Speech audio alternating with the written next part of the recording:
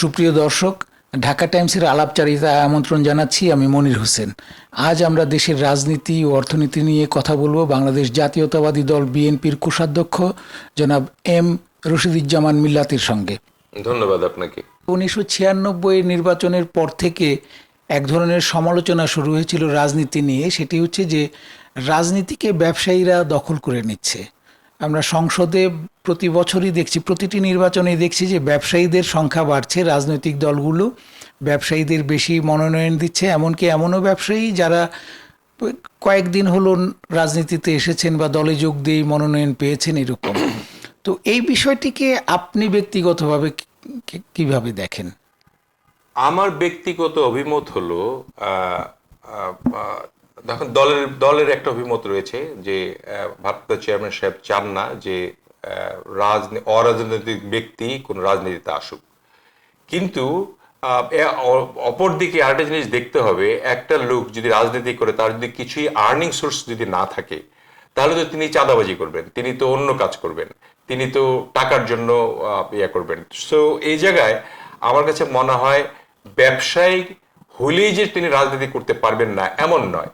ব্যবসায়ী বা রাজনীতিবিদের একটা কর্মসংস্থান থাকতে হবে, ব্যবসা থাকতে হবে, বা তার একটা ইনকাম সোর্স থাকতে হবে, যেটা দিয়ে তিনি জনগণের সেবা করতে পারবেন, নিজে চলতে পারবেন এবং কোনো রকমের অপকর্মের জন্য চিন্তা ভাবনা করবেন না।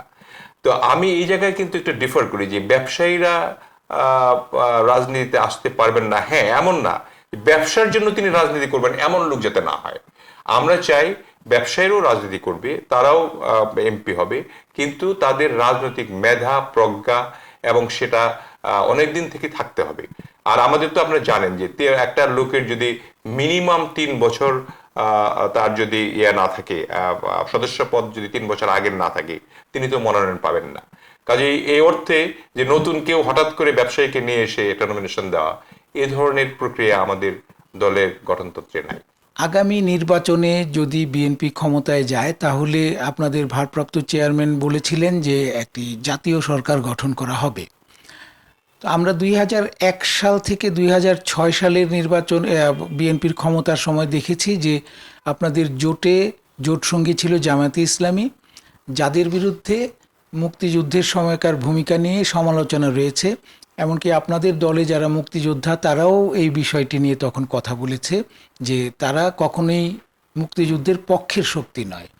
আগামীতে যদি জাতীয় সরকার গঠন করেন, তাহলে কি জামাতে ইসলামীকে সেই সরকারে অন্তর্ভুক্ত করা হবে কিনা? এই উত্তরটা আমি সঠিকভাবে দিতে পারবো না, তবে আমাদের ম্যানিফেস্টোতে আমাদের 31 দফার বলা আছে যে আমরা যদি, যেহেতু একটা ভঙ্গুর দেশ, এটা বিনির্মাণ করতে গেলে ঐক্যমতের দরকার, সকলের ঐক্যমত নিয়ে একটা সরকার গঠিত হবে বলে আমাদের ভারপ্রাপ্ত চেয়ারম্যান জনাব তারেক রহমান প্রস্তাব রেখেছেন মানুষের কাছে। ঐক্যমত না থাকলে আমাদের দেশের উন্নয়ন ব্যাহত হবে, সেটা তিনি মনে করেন। এই জন্য আমি মনে করি যে নির্বাচনের পরে তিনি বলেছেন যে একটা ঐক্যমতের জাতীয় সরকারের মতো একটা গঠন করবেন তিনি, যাতে করে, এবং শুধু তাই নয়, দ্বিকক্ষ বিশিষ্ট একটা পার্লামেন্ট হবে, যেখানে ধরেন প্রথম টায়ারে যারা থাকবে, পেশাজীবী থাকবে, সাংবাদিক থাকবে, শিক্ষাবিদ থাকবে, যারা সাজেশন দিবেন আর কি। আবার পার্লামেন্টে যারা আইন প্রণেতা, যারা আইন প্রণয়ন করবেন, যারা নির্বাচিত হয়ে আসবেন, তারা সেই আইনটাকে গঠন করবেন। এবং প্রধানমন্ত্রী এবং আমাদের রাষ্ট্রপতির যে ক্ষমতা, তার ভারসাম্যও তিনি রাখবেন। কাজেই এতে করে বোঝা যায় যে দেশটাকে পুনর্গঠন করার জন্য এবং এটাকে সংগঠিতভাবে, ঐক্যবদ্ধভাবে, ঐক্যমতের ভিত্তিতে একটা দেশ যাতে সুন্দরভাবে চলে, সেই ধারণাটা আমাদের জনাব তারেক রহমানের রয়েছে।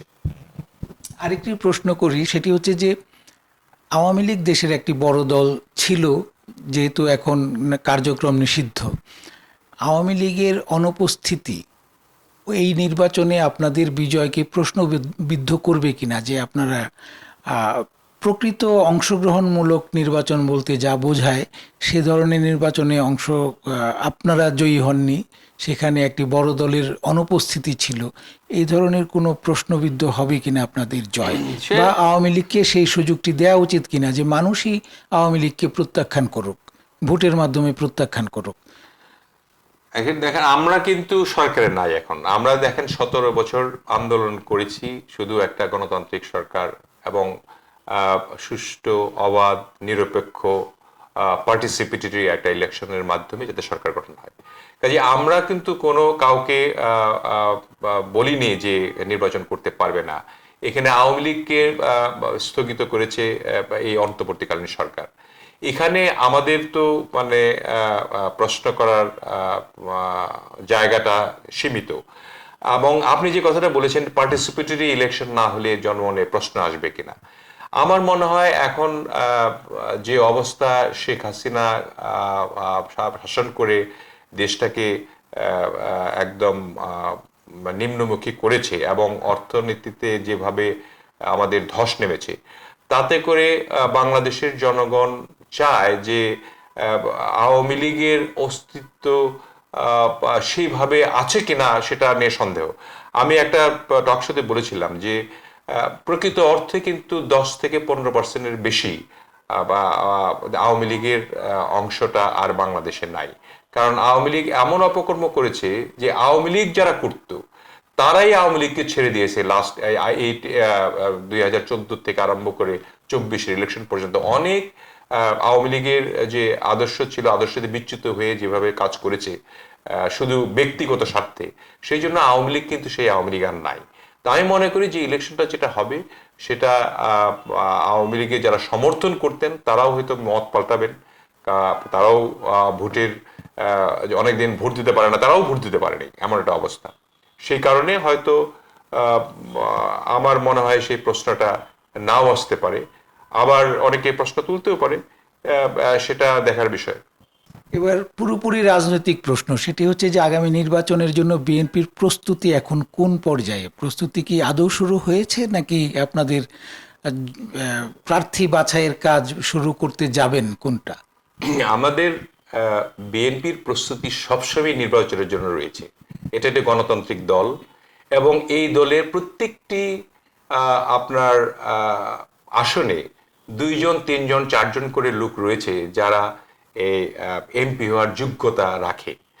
কাজেই আমাদের সংগঠনগুলিও সংগঠিত রয়েছে, প্রত্যেকটি সহযোগী সংগঠন, অঙ্গ সংগঠন, মূল সংগঠন সেগুলি আছে। তারপরেও যেখানে যেখানে আমাদের ঘাটতি রয়েছে আমরা কাজ করছি এখনো। আমাদের মনে হয় যে আমাদের কালকে নির্বাচন হলে আমরা কালকেই প্রস্তুত রয়েছি। তো যে কোনো সময় নির্বাচন হলে বিএনপি নির্বাচনের জন্য সর্বদা প্রস্তুত রয়েছে।